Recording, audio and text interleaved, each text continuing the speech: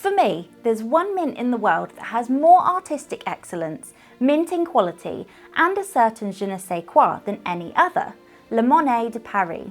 Their pieces are more than coins, they're true pieces of art. But that also means that they can be amongst some of the hardest pieces to get hold of.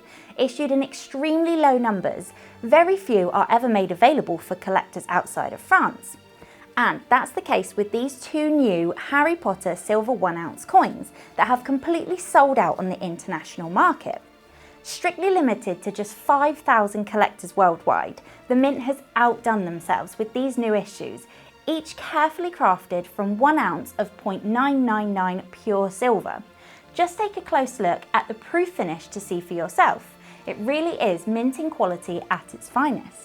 Let's take a closer look at them, starting with this impressive 1-ounce silver Dumbledore coin.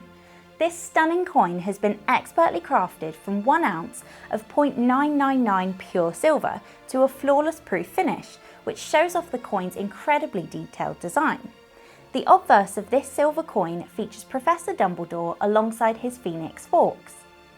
And on the reverse, we see the coloured coat of arms of Hogwarts School of Witchcraft and Wizardry.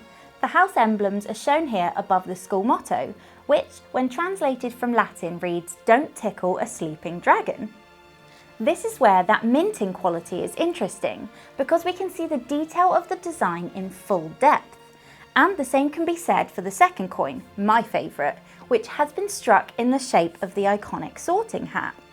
Both coins are officially licensed by Warner Brothers and have been expertly struck from 0.999 pure silver to a high quality proof finish. If you want to ensure you're one of the select number of UK collectors to own these artistic masterpieces, you'll need to be quick, as we have very few available for Westminster Collection customers.